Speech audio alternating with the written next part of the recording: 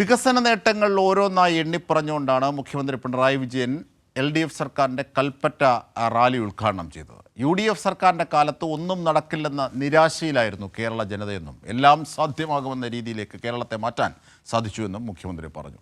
അതിന് കാരണം ജനങ്ങൾ തന്നെയാണ്. എല്ലാ മേഖലയിലും വികസന കുതിപ്പ് 2017 ശേഷം കേരളം കണ്ടത്. വയനാട് ദുരന്ത ഭൂമിയിലെ DYFIയുടെ പ്രവർത്തനങ്ങൾ മാതൃകാപരമാണെന്നും മുഖ്യമന്ത്രി കൂട്ടിച്ചേർത്തു. 2015 UDF സർക്കാർ കെടുകാര്യസ്ഥതയുടെ ഉദാഹരണമായിരുന്നെന്ന് മുഖ്യമന്ത്രി പറഞ്ഞു. ഒരു നാട് കാലാനുസൃതമായി പുരോഗതി പ്രാപിച്ചില്ലെങ്കിൽ നാട് പിന്തള്ളപ്പെടും. ഇവിടെ ഒന്നും നടക്കില്ലെന്നായിരുന്നു UDF മലയാളിക്ക് ഉണ്ടാക്കിയ ചിന്ത. 600 ഇനങ്ങളായി നാട് നേരിടുന്ന പ്രശ്നങ്ങൾ പ്രകടന പത്രികയിൽ വെച്ചാണ് LDF വന്നത്. ജനങ്ങൾ പ്രതീക്ഷയോടെ ഇടതുപക്ഷത്തെ കണ്ടു. നാഷണൽ ഹൈവേ, പൊതുവിദ്യാഭ്യാസ രംഗം, ആരോഗ്യരംഗം, ഗെയിൽ പൈപ്പ് ലൈൻ പദ്ധതി തുടങ്ങി UDF മുടക്കിയ സർവ്വ മേഖലയിലും പിന്നീട് വികസന കുതിപ്പാണ് LDF കാഴ്ചവെച്ചത്. 9 വർഷം പൂർത്തിയാക്കുമ്പോൾ നമ്മുടെ കേരളത്തിലെ ഉന്നത വിദ്യാഭ്യാസ മേഖല എവിടെ നിൽക്കുന്നു?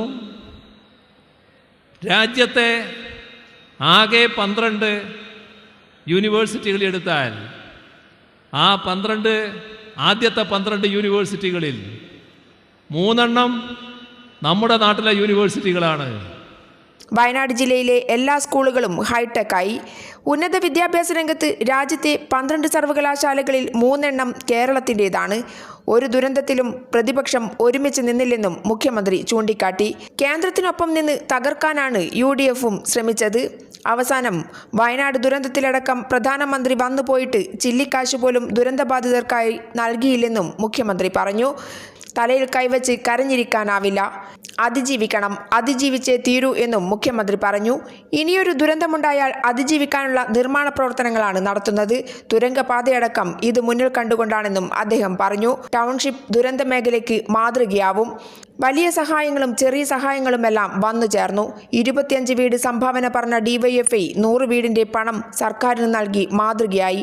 ആക്രിയും അധ്വാനവും വിറ്റ് മാതൃകാപരമായാണ് അവർ സഹായിച്ചതെന്നും കോൺഗ്രസ് പാർട്ടി പറഞ്ഞ 100 വീട് ഇപ്പോഴും അവിടെ തന്നെ നിൽക്കുകയാണെന്നും അദ്ദേഹം പറഞ്ഞു. ആ 25 വീട് നേരത്തെ ഓഫർ ചെയ്ത സംഘടന സമാഹരിച്ച പണമുണ്ട്. ആ പണം 25 വീടിനല്ല 100 വീടിന് തികയുമെന്ന് കണ്ടു. ആ സംഘടന DYFI ആയിരുന്നു. DYFI ആ പണം ഞങ്ങളെ ഏൽപ്പിച്ചു. ഇപ്പോൾ 100 വീട് നിർമ്മിക്കാനുള്ള പണം സർക്കാരിൻ്റെ കയ്യിൽ DYFI ഏൽപ്പിച്ചിരിക്കുന്നു. എത്ര മാതൃകാപരമായാണ് ആ കാര്യത്തിലൊക്കെ പണം സമാഹരിച്ചത് എന്നത് വേറൊരു ഭാഗമാണ്. 165 ഭൂരഹിതർക്ക് പട്ടികവർഗ വകുപ്പ് 9,40,00,000 രൂപ ചെലവഴിച്ച് നിർമ്മിച്ച വീടുകളുടെ താക്കോൽദാനം ഇന്ന് നിർവഹിക്കാൻ കഴിഞ്ഞു. സംസ്ഥാനത്തിൻ്റെ മാതൃകാപരമായ ഇടപെടലായി അതിനെ കാണണമെന്നും അദ്ദേഹം പറഞ്ഞു. അതേസമയം തന്നെ ആരോഗ്യമേഖല ശക്തിപ്പെടുത്താനുള്ള നടപടികളുമായി മുന്നോട്ട് നീങ്ങുമെന്നും വയനാട് ടൂറിസം വലിയ തോതിൽ വർദ്ധിപ്പിക്കേണ്ടതുണ്ടെന്നും സർക്കാർ സേവനങ്ങൾക്ക് താമസമില്ലാതിരിക്കാൻ ഓൺലൈൻ സംവിധാനം ശക്തമാക്കുമെന്നും അദ്ദേഹം പറഞ്ഞു. വയനാട് നടന്ന LDF റാലി പൊതുസമ്മേളനം ഉദ്ഘാടനം ചെയ്യുകയായിരുന്നു മുഖ്യമന്ത്രി. CPI ജില്ലാ സെക്രട്ടറി EJ ബാബു അധ്യക്ഷനായിരുന്നു. മന്ത്രി AK ശശീന്ദ്രൻ സംസാരിച്ചു. എല്ലാ ഘടകകക്ഷി നേതാക്കളും പരിപാടിയിൽ സംസാരിച്ചു. കൈരളി ന്യൂസ്, വയനാട്.